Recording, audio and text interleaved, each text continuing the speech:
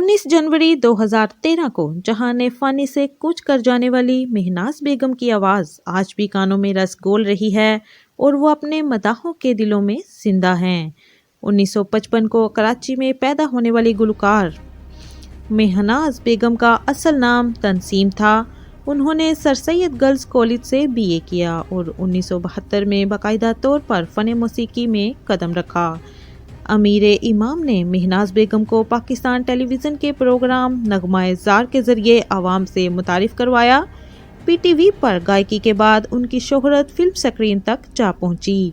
महनाज ने कई बरसों तक रेडियो, टीवी और फिल्म में अपनी सुरीली आवाज़ से लातादाद गीतों को पहचान दी। फ़नी खिदमात पर महनाज को 13 मरतबा निगार फिल्म के अवार्ड से नवाजा गया।